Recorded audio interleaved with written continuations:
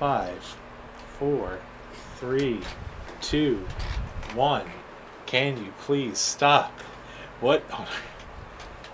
Welcome back, everybody, to Cat Girl Film Podcast, episode number 9 or 10 or 11. I do not know, and I cannot follow through. Bryce, why are you dancing? Doo-wop. Do-do-do-wop. Come on, it's a doo-wop group now, right? Did you not get the memo? It's from up top. Our producers came down after break. I wish I could fire you, but I really can't. Welcome back, everybody. Today we are going to be talking about Throne of Blood and Pulp Fiction.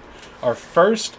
Two very notable directors, by the way. Yep. So just a heads up, we're going to be talking about directors a lot this episode. Yep. So this is our first Akira Kurosawa movie and our first Quentin Tarantino movie. Yep. Both respectively. Yep. All right. Today we will start with Throne of Blood. Yes. All right, Bryce. You want to tell us a little bit of the story of how you introduced this movie to me? Yeah, so I told you basically nothing about this movie when you first watched it. Yeah, you said nothing. Yeah. Whatsoever. This was way back in 2021. Bryce said nothing. He was like, no, just don't worry about it. Watch it. Yeah. So as we were watching it, I was like, yep, cool. This is a samurai movie. Mm-hmm. Takes place during the Shogun era, I believe. Yep. So it's like, okay, cool. I can get into this. All subtitled. There's no English dubbing or anything. Mm-hmm. First scene happens, and then I was like, all right. 5 minutes go by, and then at the 10-minute or 15-minute mark, I just thought, wait a minute. Mm-hmm. Wait a minute. Bryce, what is this movie essentially basing its story off of? So one thing you need to know real quick, minor background, Akira Kurosawa loves remaking media into samurai movies. It's one of it. He loves doing it. And this movie he had chosen for his topic, Macbeth by William Shakespeare. Mm-hmm. And so he had changed the script of Macbeth to suit the Edo period samurais of Japan. Yep. And if you know anything about me, I love Shakespeare, and I am a big fan of Macbeth. Yep. It's my favorite play of all time. This is not the only time he's ever done this. No. Because he also did this with Ran, which I believe is Hamlet. That might be true. I believe Ran is Hamlet. It's been a while since I've seen Ran. Yeah. I really should have put this on my top 50, but... We're going to watch Ran later, just a heads up. I know. I know. But yes, Throne of Blood. Basically Macbeth. Yeah. And the other thing you need to know about Akira Kurosawa, I want to talk about the director a lot. A lot of his movies are samurai films. Mm-hmm. I shouldn't say all of them. He has some that aren't. But most worth watching are samurai movies.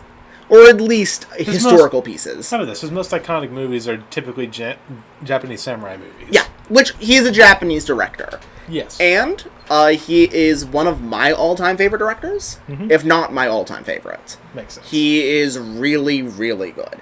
Hence why he's on my list like 5 times.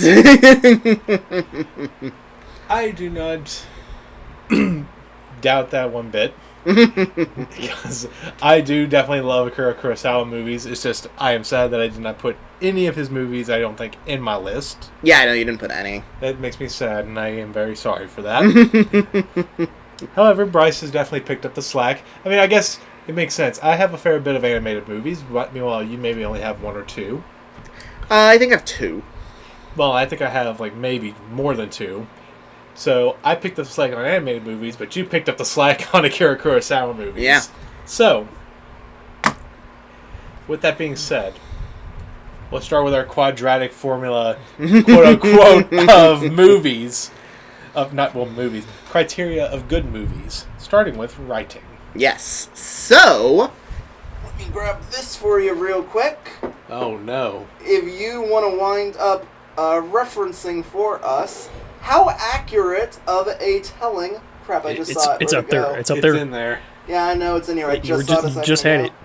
it. It's might up there. be on the next shelf down, I Dude, think. No, it's not on Dude, this it's shelf. up there. It's very, no, it's it's very right there. short. Yeah, I know it's very short. Dude. Like the bind is Dude, short. it's right there. Is this it? Yeah, no. Cut this. No, you almost have it. No, you don't need to cut this. It's right there.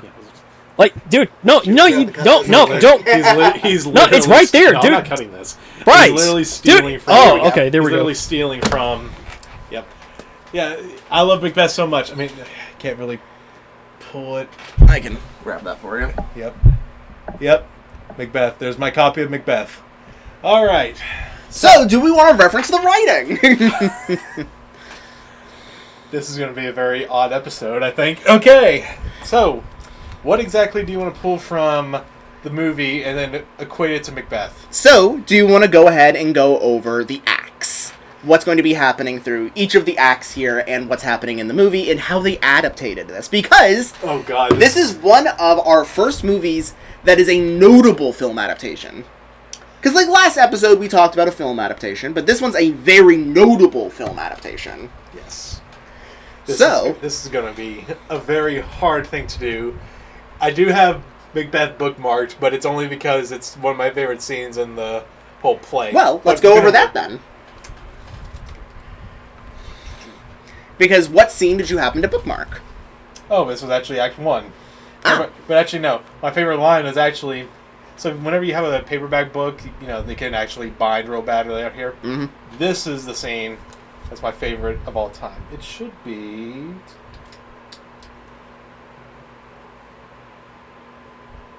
Oh, here we go. This would be line number 15. This is all public domain, so I can't get copyrighted for this. 1500s, Elizabethan era, so... Yep. Satan speaks to Macbeth, "The queen, my lord, is dead." And Macbeth said, "She should have died hereafter. There would have been a time for such a word. Tomorrow and tomorrow and tomorrow creeps in this petty pace from day to day, to the last syllable of recorded time. And all our yesterdays have lighted fools the way to dusty death. Out, breathe candle. Life's but a walking shadow, a poor player that struts and frets his hour upon the stage, and then is heard no more. It is a tale told by an idiot, full of sound and fury, signifying nothing." It is the iconic Macbeth soliloquy. Mm-hmm. Basically, going over the meaning of life and how it is very brief, like an actor's moment on the stage. And so do you want to tell them how they adapted that to the film? To be honest, I can barely remember it right now. Bryce, would you mind explaining to me how they do it? Because this movie is a lot more dialogue light. So this is done through an acting scene, in which case, if I remember correctly, the placement of this line, this is shortly after Macbeth's wife dies. Is that correct? Yes. So this is, when communicating that form, it is done solely through eye glances and camera work, which... Obviously, this is an adaptation, and this is a very brilliant way of adaptating, because this can't be adapted as easily to another language. No, it cannot. So instead, you have to adaptate it to film, because this is theater. Theater and film are very different. On the surface, they look similar. On the surface. However, you can't get as much detail in theater as you can in film. So, because the two of them have different limitations you have to use. In theater, that's where you get the monologue. That's where you get them facing the camera, and you have to write amazingly. You have to communicate this through words, and you have to do it engagingly. Mm-hmm. While with cinema, you have to do it through acting and camera work. Mm-hmm. That is the limitation difference, and Akira Kurosawa knew that. They knew the difference between that. And they obviously, I wish I could remember the name of the actor, but this is one of the preferred actors for Akira Kurosawa. He's in several of his movies. Yes. And he's the titular character who is playing... Their name's not Macbeth, but... well, yeah. They changed up all the names. Like, of course, there's no Banquo and all that stuff. Yeah. Some characters are actually mixed in together in a sense. Like, okay, we're just going to amalgamate them because they're similar to what the play is doing. So let's just bring them all together. For example, the witches. Yes. The witches in Macbeth, there's 3 of them. They're all women. And they all basically do the same thing. They're prophesying what's going to happen in the play. Meanwhile, in Macbeth, they are doing one, like, witch, like, what is it? Throne of Blood, they decide to adapt the 3 witches into a yokai. That's it, yes. Which is a form of Japanese spirit. There is 3 types of Japanese spirits, if I'm remembering my Japanese mythology, which are the kami, the yokai, and the oni, I think are the 3. I think the oni could be the equivalent of, like, a demon.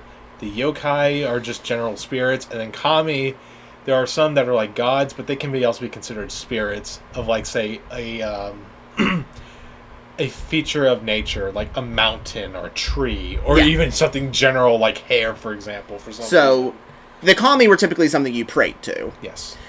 The oni were something that you had to ward off. Yes. You would often see as well, the onis were not always treated badly, because you would get, like, different types of onis.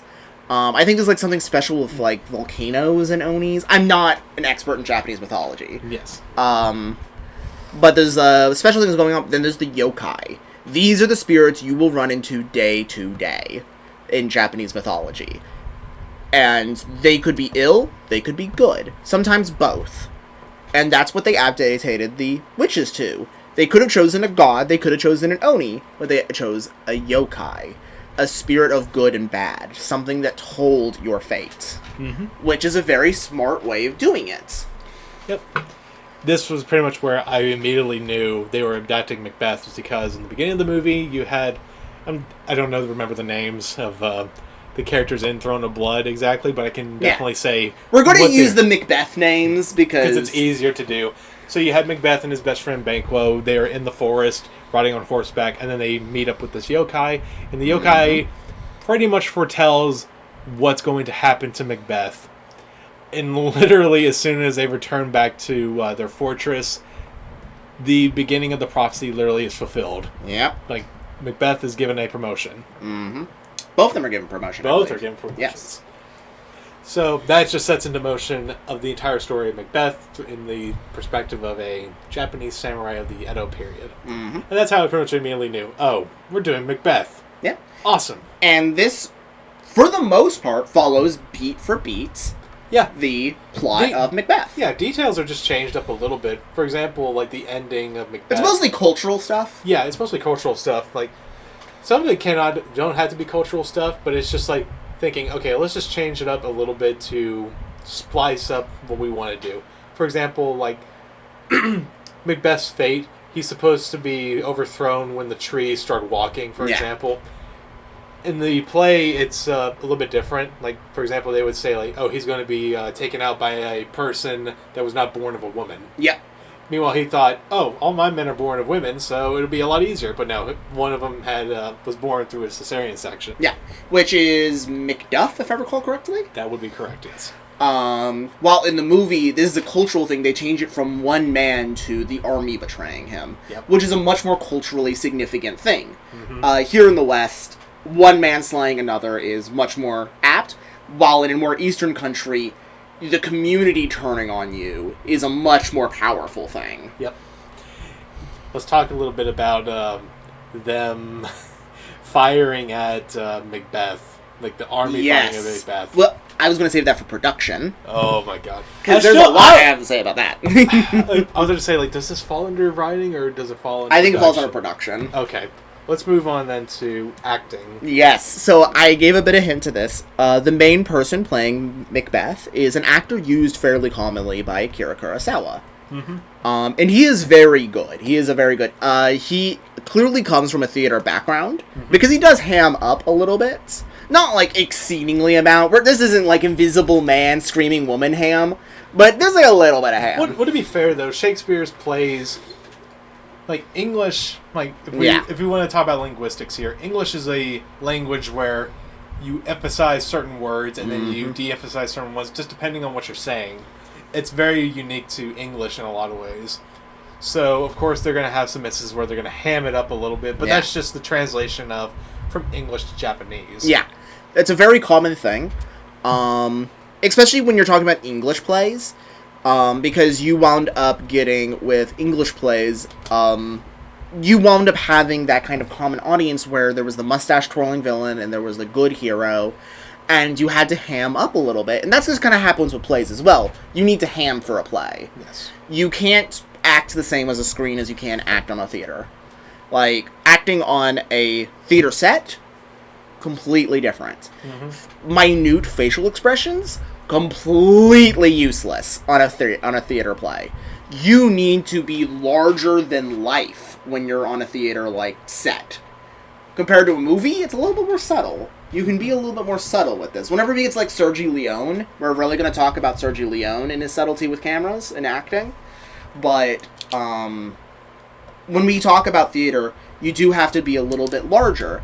And clearly the actor he had gotten for this is someone from a stage play kind of background. Yes. So, fair enough.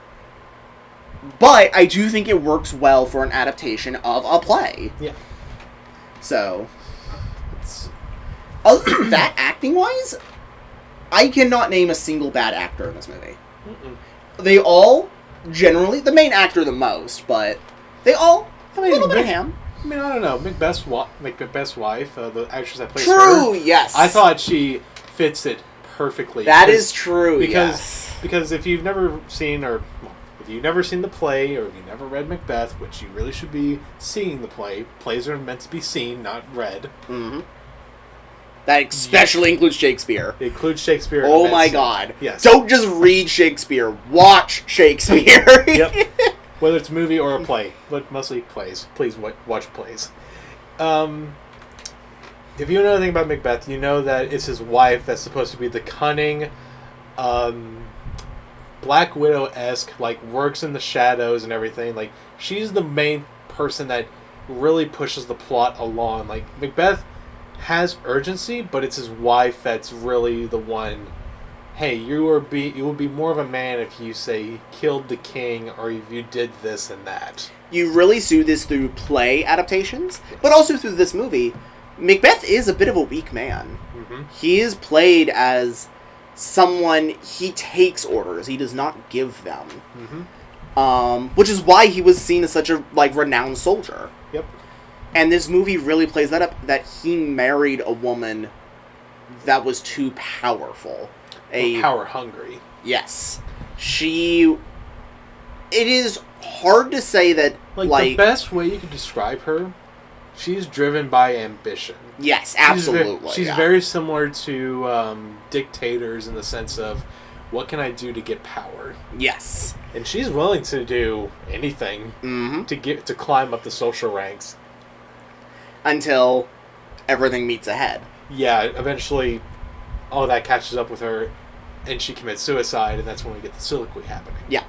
And since we're talking about acting, there is one scene I wish to highlight in particular. What is it? This is going to be the dinner scene. Oh, yes. Because this scene is a powerful scene. So this is like a strong scene already in the play, but Akira Kurosawa went ham. He basically handed the whole hog to this actor to be like, here's your scene. I want you to chew and eat the entire thing by the end of the afternoon.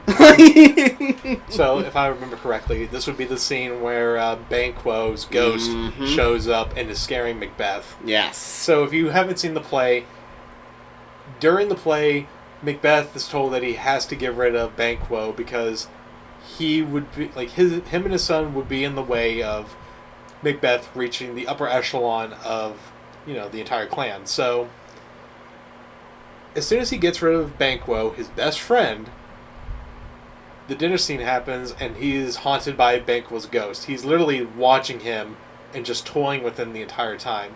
And so, how does Akira Kurosawa at least translate that scene from play to movie? Because they're doing the dinner scene, and as they're going through, suddenly, the spirit of the, essence. Once again, this is getting into a bit of Japanese mythology, so I'm not an expert, but it is definitely getting to a specter of Banquo silently appears just during the dinner. No words, nothing. No accusations, no yelling, nothing. He just appears there. And it is the pure guilt of Macbeth that drives him crazy. Mm-hmm. Because, once again, a bit of a cultural thing. It's not so much the argument of the spirit here that drives it. Mm-hmm. It is the sense of honor that eats at him that drives that. Yep. It's translated very well from the page, or at least from the play, into the movie. Even in the play, Banquo doesn't really say anything at all. He just looks at Macbeth, and he doesn't really do anything. He just appears, and then Macbeth realizes, oh crap, I actually did do this. He's gone. Yep. and it just translates well into the film. All around. It's like, it's already 2 for 2 so far. Mm-hmm. Production. So, I do have to talk a bit with production about this one. Okay. This is arguably writing or production. So, this is Shakespeare. You know when this was written? Roughly. Like the... 1500s. 1500s. When is this set? A couple centuries before. Like, this is set in Scotland at, like, 1200s or 1300s. When was this movie made? This would be around 1960s. When was this movie set? Has to be 1800s or maybe a few centuries before. So this is a movie from the mid-20th century adapting a play from the 1500s, setting it in the 1800s about a set from the about 1000s. There is a lot that could have gone wrong here. Yeah, there's so much going on right here. But honestly, I guess this would be back into writing. There's a bit of writing. This is just a testament to Shakespeare's plays and how you can change up so much of the details, but if you keep the story beats there, you were basically going to have like flawlessness all throughout. And I don't think none of this should be contributed to Akira Kurosawa, because this is going across cultures. Because this is post-imperialist Japan, adapting Edo period Japan, and adapting English play, adapting a Scottish government. Like, there's a lot of cultural things going on here. Should be noted, though, this is not a historical thing whatsoever. Oh, God, no. Yeah, no. There's a few people that are literally... There is a person named Macbeth from Scotland, but no. Yeah. Not even close. This movie is not based on anything historical that happened in Japan. Shakespeare's play is not based off anything historical that happened in real life. There is no historical precedence to any of this. It is pure historical fiction on all ends. Even still, in terms of production, it's just flawlessness all around. Yes. Everything is there that needs to be there. If you're setting it in Japan, everything is there. And I mentioned this earlier, but I really want to talk about it. The ending and how Macbeth's army eventually turns on Macbeth. So, I'm sure Bryce knows this. The only reason why I knew about this movie beforehand was because of the ending. Akira Kurosawa pretty much went to the extras, or at least the army, and he just said, hey, fire at him as close as you can. They got real archers for this. Yeah, real archers. That knew how to fire period weapons. Yep. So he just told them, fire as close as you can. If you can shoot at him within a half an inch, do it. And he went to costuming. He made sure to get extra padding within the suit. And prayed to God no one shot him in the head. Oh yeah, no. He did not know that they were gonna... He knew he was gonna get shot in the chest and stuff, but they were even aiming at his head. Yeah. He just prayed to God no one would shoot this actor in the head. It is one of the most dangerous scenes ever put to film. It is terrifying looking back at this perspective. Oh yeah, there's a famous photo of the actor just looking at an arrow with a very scared look on his face, and it's right nearby his eyeballs, and it's oh dear Lord. Yeah, you can also look at pictures of the time, and you can see on appendages of his where you can see the scratch marks of where the arrows hit. And you can see in the scene, in the costuming, where the arrows actually hit him and only were stopped by the padding. Yep. And man. I think right at the ends of the scene, you can see an arrow that's right here on the shoulder. This is just a little bit higher, and it would have hit him right in the neck. Just oh my God, that is such a dangerous thing to do. But I can't question him because he did it perfectly. Yeah. It is a terrifying scene when the army betrays Macbeth, and the actor does not break character, even though I don't think he was possible. I think he was genuinely terrified. Other than that scene, though, the design, all the costumes are right. Yeah. The set is right. Everything is right. They perfectly adapted. The reason why I wanted to bring up that time period, because they had to do the costuming adaptation and the set adaptation of Spider Castle. And changing classic medieval knights into samurai. Mm-hmm. Like, and then, like, obviously, we also have to bring up Macbeth's wife, which they even use the beauty standards of the Edo period at the time. Like... It might not be Edo period, by the way. I do not know for sure. Yeah, it might not be. I presume it's Edo period, because Edo Maybe. period is one of the most famous for the samurai class during the time, but it could be any of the shogunates, honestly. Yep. But still, all around, it's so freaking good. Yes. Now, would you recommend this to people? Relatively, yeah.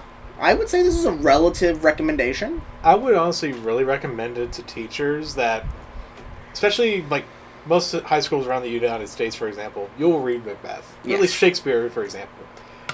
And sometimes they'll show the adaptation of Roman Polanski's Macbeth, which is a very standard... It's very good. Roman Polanski's Macbeth's very good. Yep.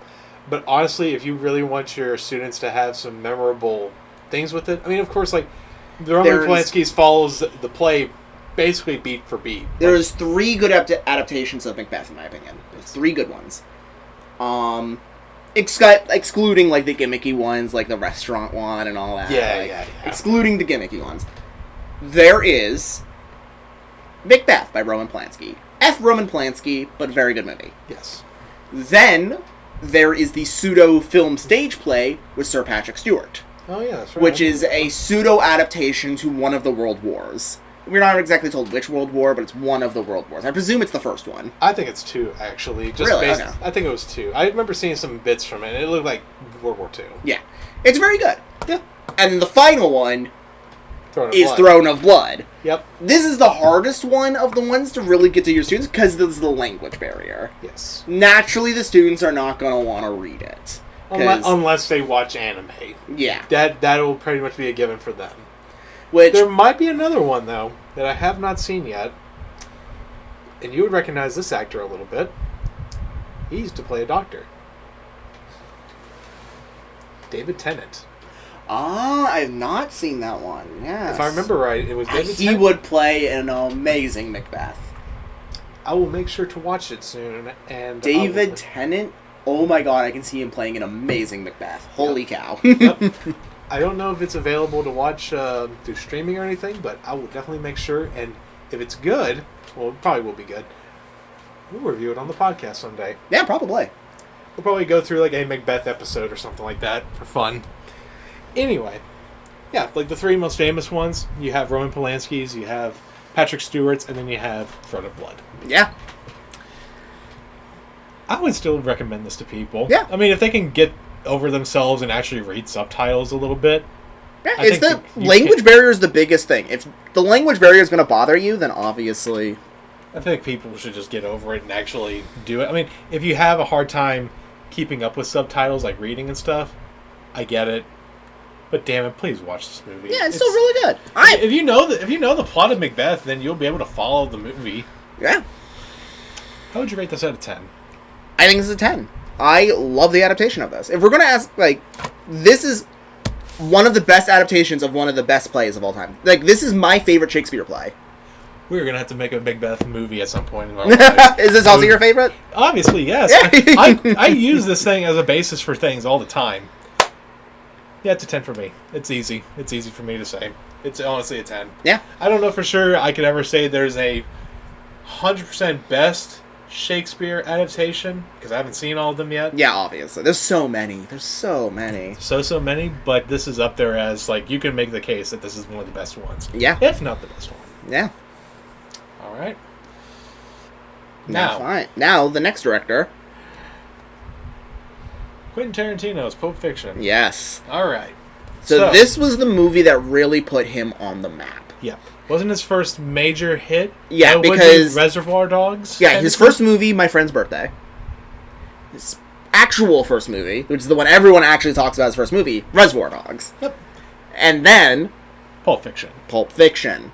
Which, Reservoir Dogs is a movie made for nothing. Had no budget. My Friend's Birthday, by the way, is basically just him with a camera at an actual friend's birthday. And then convincing people to be actors.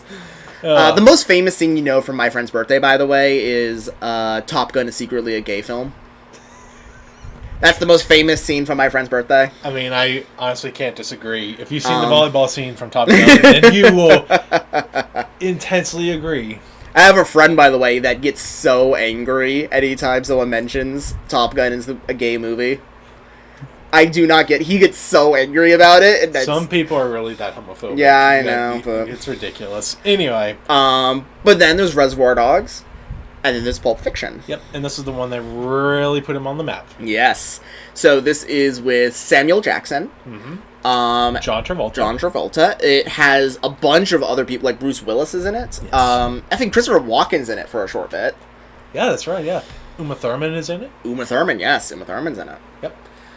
Star-studded, yeah. Yep.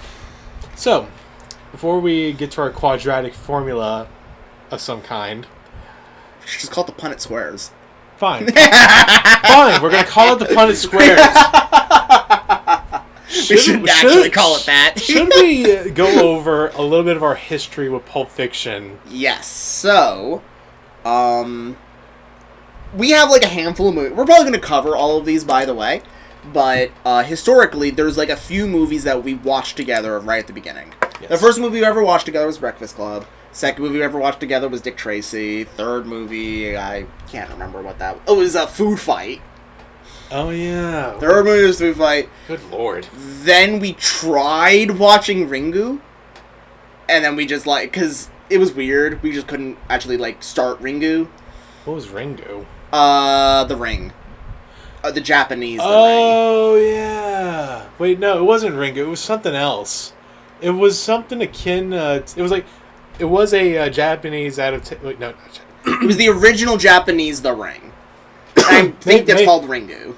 Maybe. I know it was called Ringu, but I'm just trying to remember, like, was it that one? Or it was that one. Okay.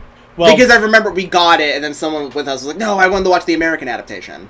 Oh, yeah. And so we didn't watch the Japanese I think we got the wrong subtitles, too. It might have been Spanish or something. Yeah, I think we got the wrong subtitles. It was because we were like, oh, let's just watch it, then we got the wrong subtitles. Like, okay, never mind. I don't know where the F I found like... I know it was Portuguese. It was Portuguese. That's it, yes. It was Portuguese Ringu. Oh, yes. I was like, why is this in Portuguese? Anyway. We were like, wait a second, is this Spanish? And then I looked it up. I was like, no, wait, this is Portuguese. It says right here. Anyway. And then that day, instead, we threw on Willy Wonka and the Chocolate Factory and Pulp Fiction. Yep, we watched it in a little rinky-dink shack that my family owned. Yes. It was not run down, it's just that we spent, like, 5 hours cleaning from bugs. And then they took it away from us. That was the original set for the show, by the way.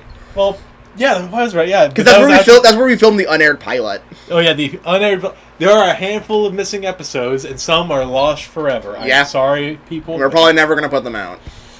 Maybe those lost episodes from 2022, but those other ones, no. They probably won't ever see the light of day. There's someone, because we did some filming before the pandemic, even. I don't think we did. No, we did. Can't remember. Yeah, because it was before the pandemic. I remember that quite vividly, so. Anyway, Pulp Fiction is one of the movies that we watched with Willy Wonka and the Chocolate Factory, which, by the way, we will be talking about in 2 episodes from now. Yeah. So... we had a friend that went with us to this little rinky-dink shack, and we watched Pulp Fiction. She had never seen it before. Yep. And literally, me and Bryce were the only ones thinking, oh boy, she is in for a ride. Yeah, and she was one of those, like, little Christian girls that, like... Oh, yeah. Never seen anything like this before. Was not mentally prepared. She has, I think if I remember right, she has seen those types of movies before. But the thing was, she's never seen Pulp Fiction. Yeah. So, if you don't know anything about Pulp Fiction, we can just at least say what the beginning starts off with. It's a conversation between a man and a woman, or at least a husband and a wife, I would say. And they're just talking and stuff, and being all lovey-dovey, and then all of a sudden, they start robbing the restaurant that they are in. Yep. And that's when the opening credits hit. And she was just like, what? Yeah. She was just going wild with it, and we were just me and Bryce were just both laughing real hard. Like, this is great. Because we had both seen it, so. Yeah, we both knew what was coming. Anyway, with that being said, with Pulp Fiction, we introduced what the movie was and our little history behind it. Let's talk about the writing. Probably the most well-known aspect of the movie. So there is a reason Quentin Tarantino is called the King of Dialogue. it fits very well to how normal people might talk, because it is some of the most dumb, bullcrappy talk that you would talk with somebody driving down the street on a random given day. It's one of those conversations you're listening to and going, not only one is this a complete conversation I believe two people are having, but you are utterly enraptured by every topic they're saying. Yep. So this is a very easy example of this. It is the conversation between John Travolta's character and Samuel L. Jackson's character. I presume you're talking about in the car, scene 2. That's what I was about to get to. They're in the car, scene 2, and they're just both talking, and John Travolta is just talking about his trip to Europe and the fast food chains and what they call differently compared to the United States. He made a visit to Amsterdam. Yep. And he's just talking about food, the differences in food names while he was in Amsterdam and I think Paris. Yep. Like, so, for example, he went to a McDonald's in Amsterdam, and he was just saying, like, oh yeah, they don't call a quarter pounder with cheese a quarter pounder with cheese. They call it a Royale with cheese. Mm-hmm. It's just so stupid and has no bearing to the entire movie's plot, or you could really say lack thereof. The movie is written very weirdly. Yeah.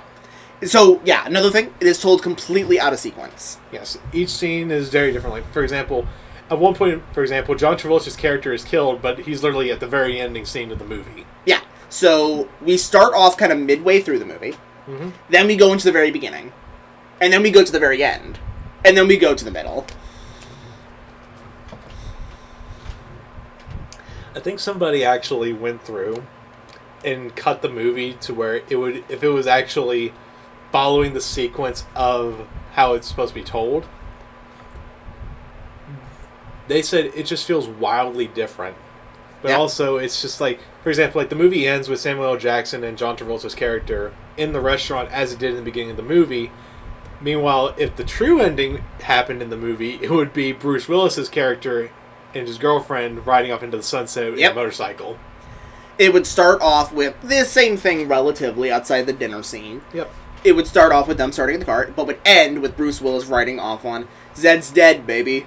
Zed's dead. Yep. But the actual ending of the movie is not that. That's the actual ending timeline-wise is in the middle of the movie. Mm-hmm.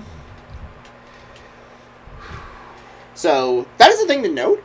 And the other thing you have to know with the writing, because this is Quentin Tarantino, this is not okay to show around a kid. Not even slightly. So I have another fun little story for you, Bryce. Alright. So this is a friend of ours that we did know a little bit at Motlow. Alright. I won't say her name because, just privacy's sake. Her mom, I met her mom at their house once. I was hanging out with them. Her mom was actually went out and actually did in a student exchange program over in Japan. So she was in Japan for a bit. Pulp Fiction came out around that same time. Oh boy. She wanted to see it. Convinced her exchange family to go over there and see it. They were not happy after the movie was over. I cannot imagine.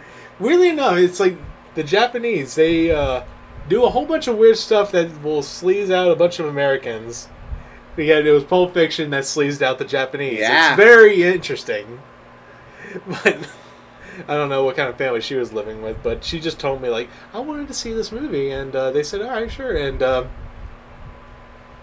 course, it was in Japanese dubbing, and I think they had, English subtitles on the bottom or something like that. But she just said they were just not happy after it was over. Yeah, no, this is a movie to watch. I mean, going in blind to this movie? Yeah, what all happens in this movie? I mean, obviously this is a spoiler episode, so, we have a drug overdose scene, racial slurs being thrown around, yep.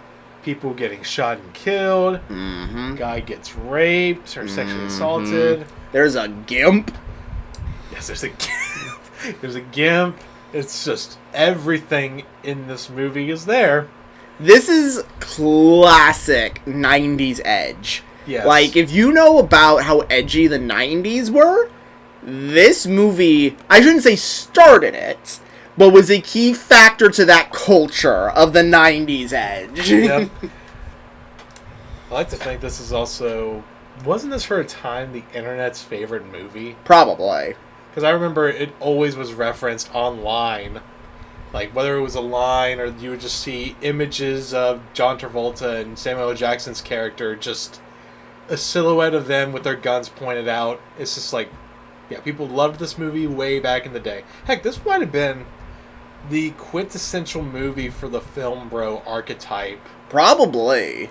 Because Quentin Tarantino himself is very famously a massive film buff. Mm-hmm. He used to work in like a VHS rental store before he actually became like a full-time director. Mm-hmm. And he famously was like, he basically went home and he just took 3 movies home from after work and just watched all 3, came back, returned them, and then after that next shift he took another 3 movies. It's literally, his bread and butter was always about movies. He always wanted to make movies, and I know the story of, like, his mother was not supportive of it at all. Oh, yeah. So he just said, alright, sure, if I get famous and stuff, I'm not going to support you. And he only did it maybe like once or twice due to tax purposes. Yeah.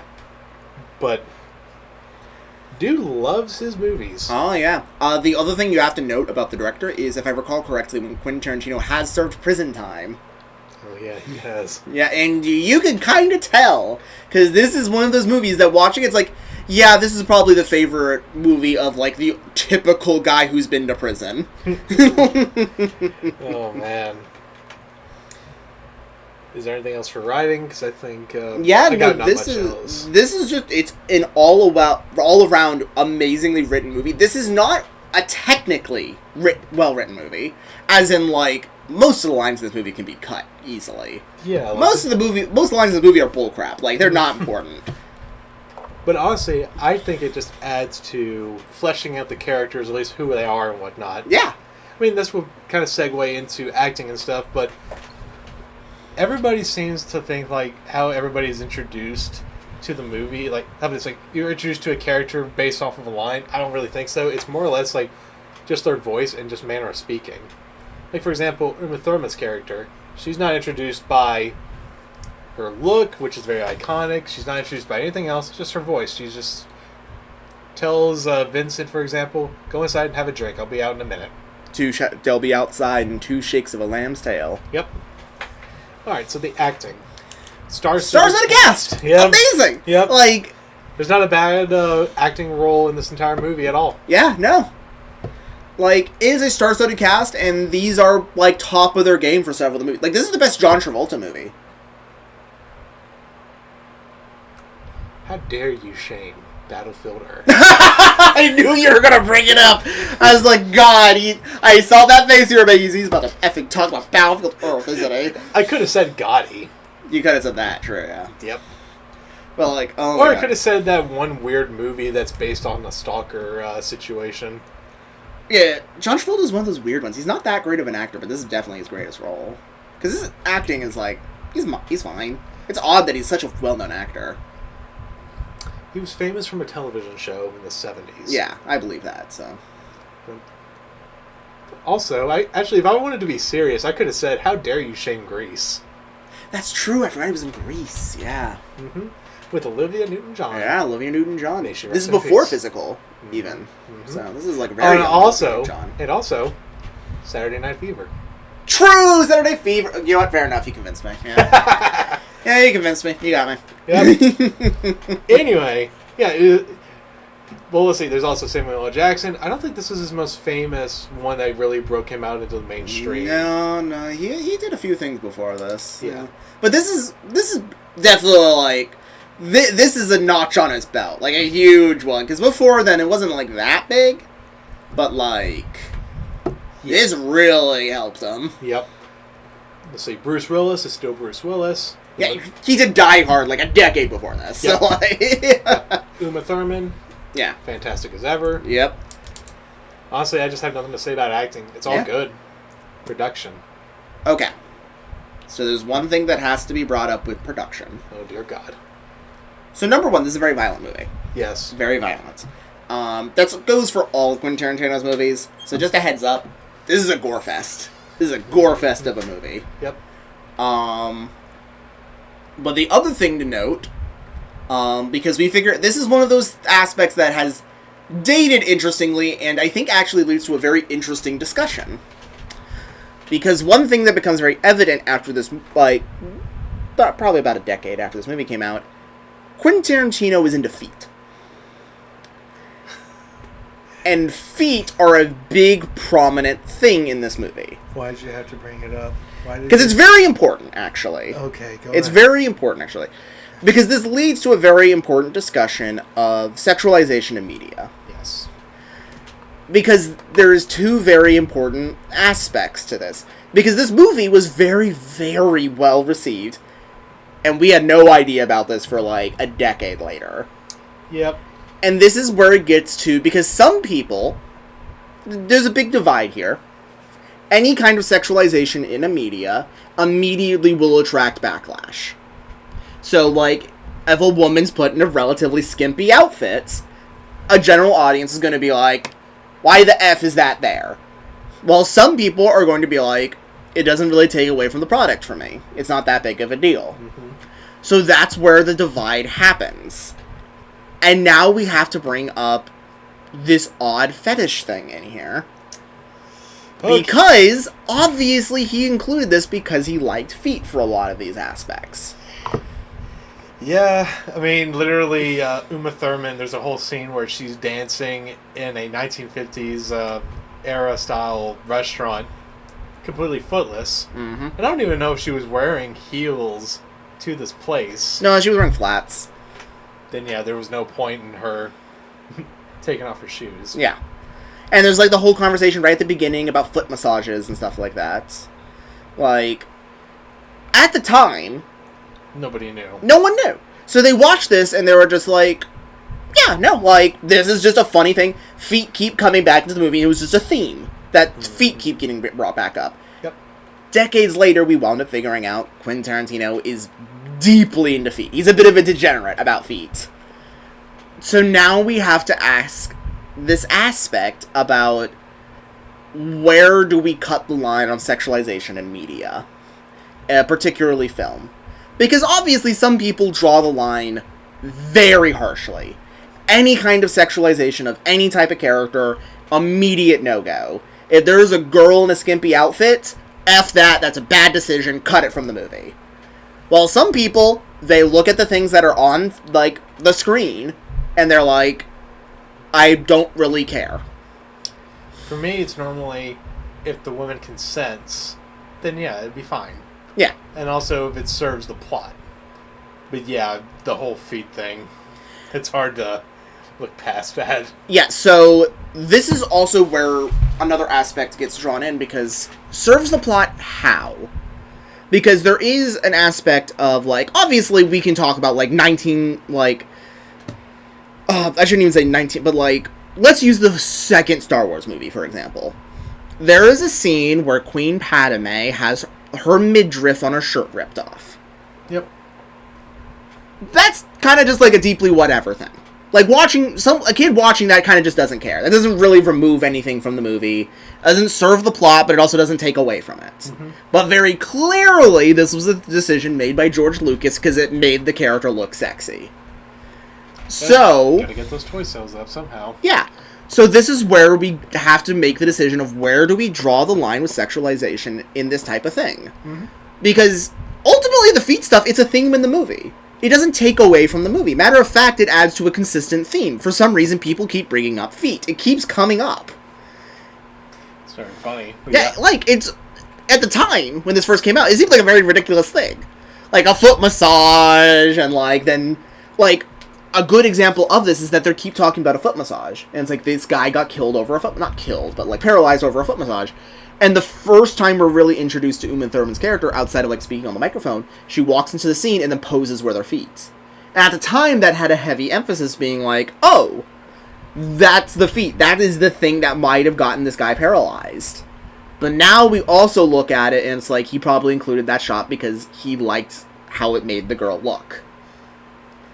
So, like, we have to ask this question of how do we handle a director putting their sexual interests into a movie.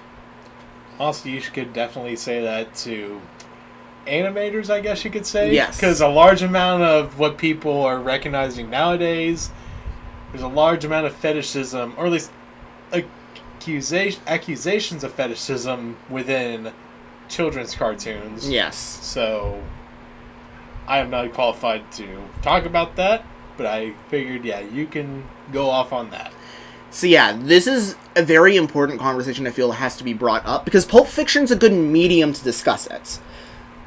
Because most people, statistically, are not into feet. However, the person who did make this is. So, we have to discuss this movie, and this was not included for the general audience to be like, hey, this is to make this woman's feet look good, because most people aren't into feet. Yes. So this is purely over a director's interest in sexualization. So this is a very important aspect. How much does that actually take away from a movie? How much does that hurt? And obviously there is things like consent to be mentioned. Mm-hmm. And there's a bunch of like smaller aspects to this kind of thing. Because obviously it can be much worse.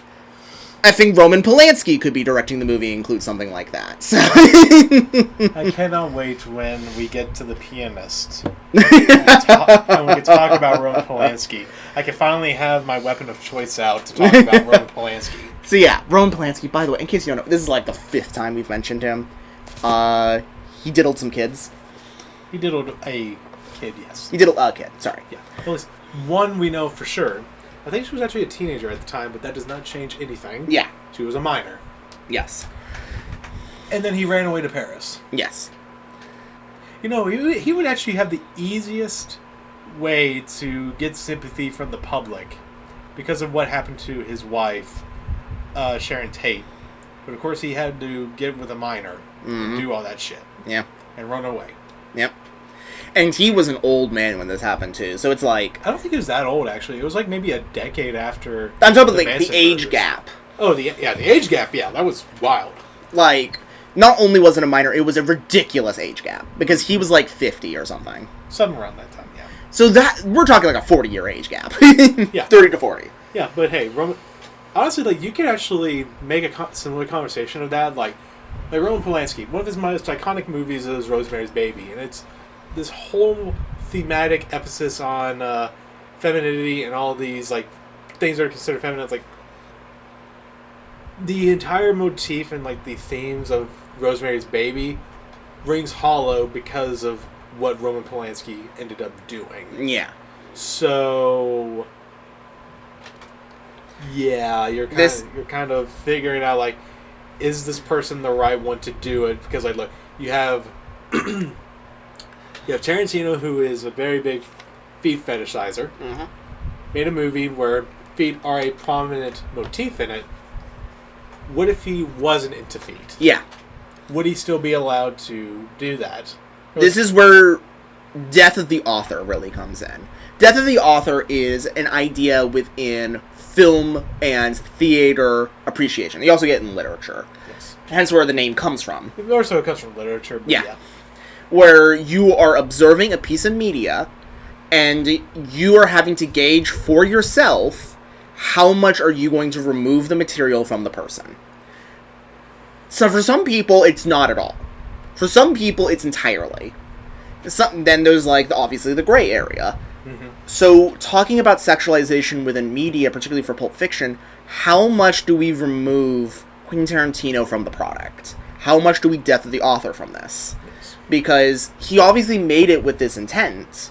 How much do we cut it out to not merit that intent?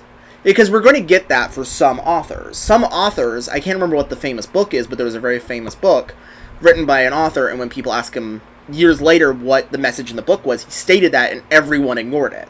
Because it was like, that's not what the book's about. So... Like, how about this? Like, I feel like a classic example is Lord of the Rings, actually. Yeah.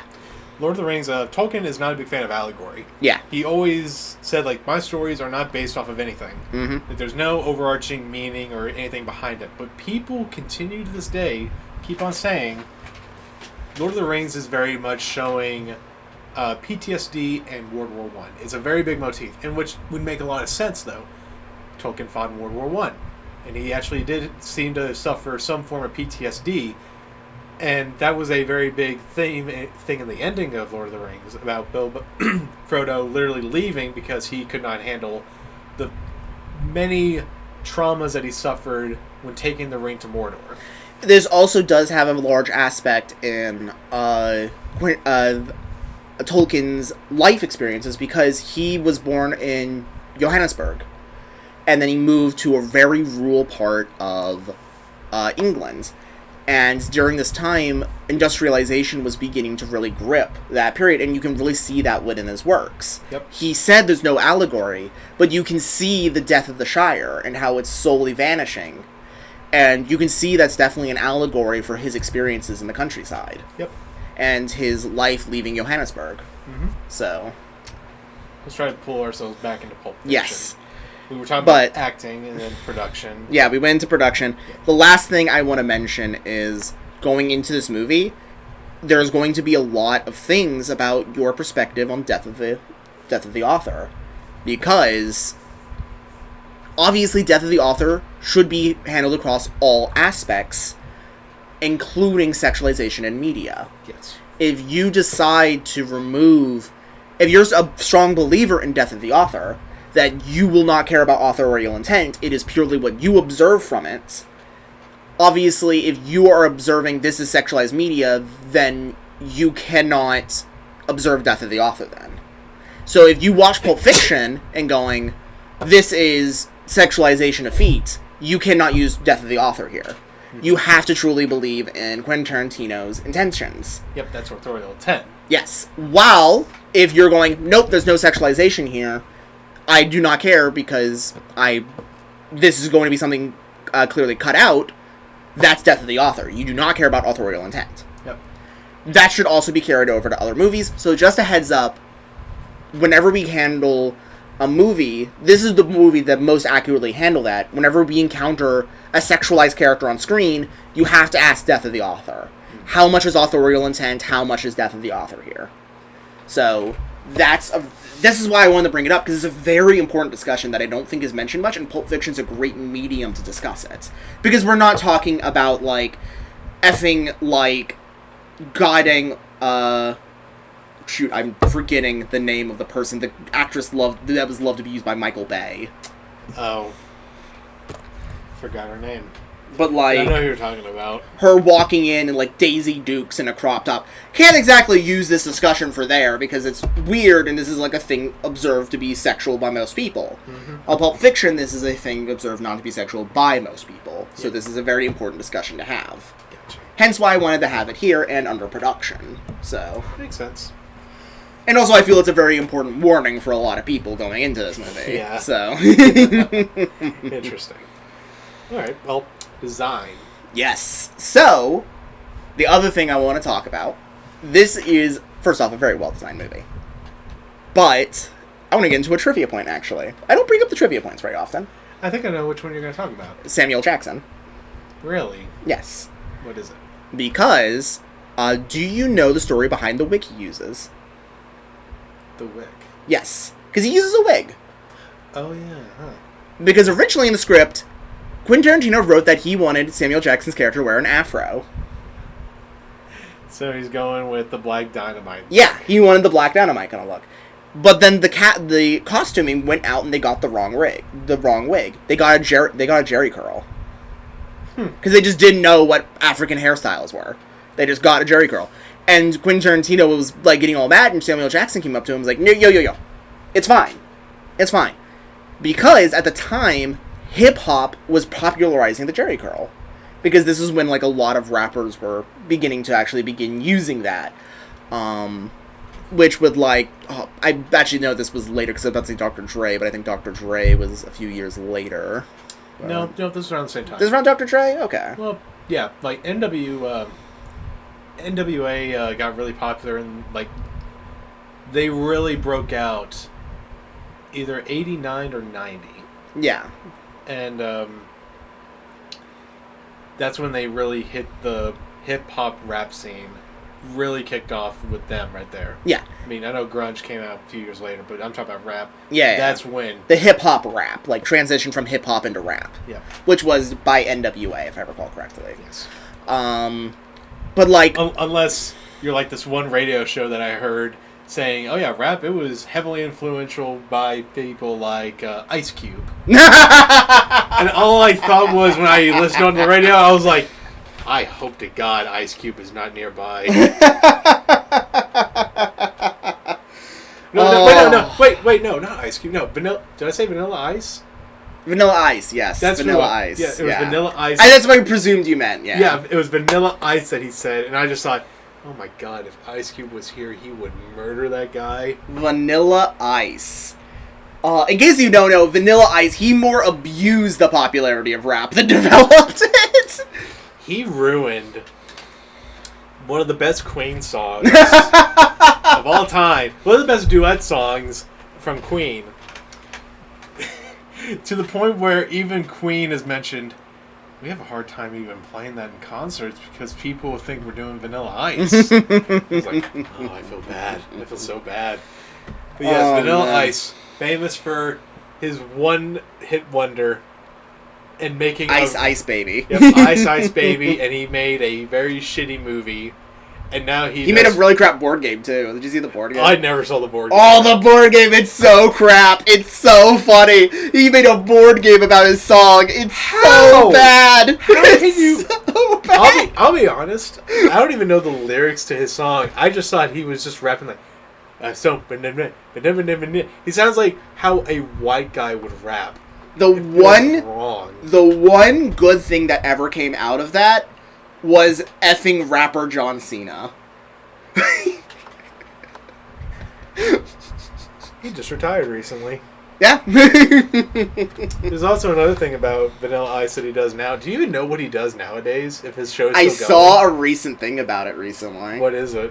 There was a couple of people from the Republican Party that was at a concert of his, and for some reason he had the Teenage Mutant Ninja Turtles on stage.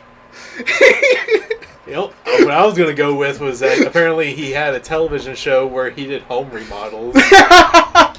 He had a concert recently. I believe this was Vanilla Ice. He had a concert recently, and it was like, I can't remember who it was, but there was like a Republican politician who was like Instagramming it or something, and he like pointed the camera on stage, and the Teenage Mutant Ninja Turtles were on stage for some reason. Now that I think about it, I'm surprised that the Republican Party, they were trying to have their alternative, family-friendly Super Bowl halftime show. Right, yes.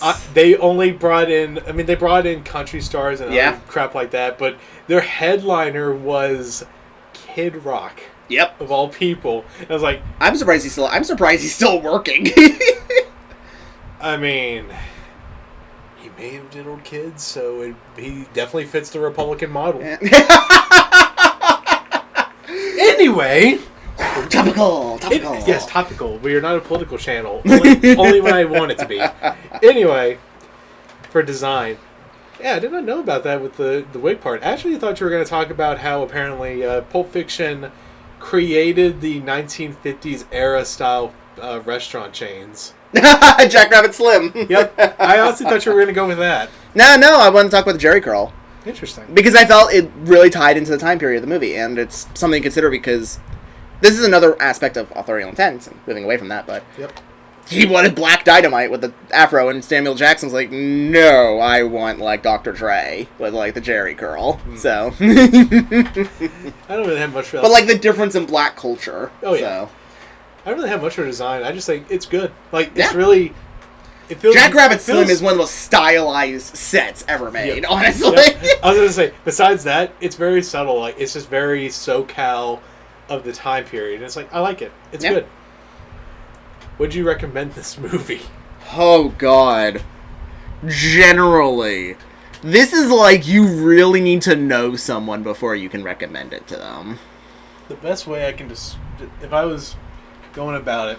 like, with our friend, for example, way back, she had no idea what this movie was. Oh, yeah, no. We didn't even preface it. We just thought... but she just went wild, and she did love the movie. But it's just like... It's like an outlier almost. Of course, this is not a family-friendly movie in the slightest. No. Tarantino literally says the N-word 5 times in a matter of a minute. Yep. The director is an actor in this movie, by the way. Yeah. He is a character, but he's only shown in the ending of the movie. Well, quasi-ending of the movie. Yeah. Like the last 20 minutes. I would say this is a fun movie to watch with like a group of people. And like if there's some good quotable lines and stuff, but honestly, it's just maybe I would recommend this to people, but it would obviously be older people. Yeah. In which maybe if it's like a movie, like if you're used to seeing regular movies that are like, you know, like stereotypical, like standard movies that are like 3-act structure movies, this is an interesting one to watch where it breaks the mold a little bit. But other than that, I really don't know who I can really recommend this movie to. Yeah, this is a hard movie to recommend to people. Yeah. It's a movie that's like, I can absolutely see myself recommending this to people, but it's hard for me to like actually give the recommendation. Maybe if they really wanted to watch different movies. Yeah. Maybe. But I do love this movie. Well, I wouldn't say love. Yeah. I like this movie a lot, but I wouldn't say I love it. Yeah. It's a 9 out of 10 for me. Maybe an 8. Yeah. It's not a 10. It's not Tarantino's best. This is a hard one for me, because it is a 9 or a 10. And this is dependent on the thing I said earlier with authorial intent. And I am a strong believer in death of the author, so I think I would give this a 10. Okay. If I was someone who did follow authorial intent, it would be lower. So. Gotcha. All right. So, next time we will be talking about our number. Shoot, what number would this be now? 43. Yep. We will be talking about Brazil. Mm-hmm. And The Incredibles. Yep. So let's see here. Have you ever seen The Incredibles, Bryce? Yes, I have seen The Incredibles. Okay, because I have not seen Brazil. Ah. Perfect. Well, catch us next time. Say the line, Bart. Screw you.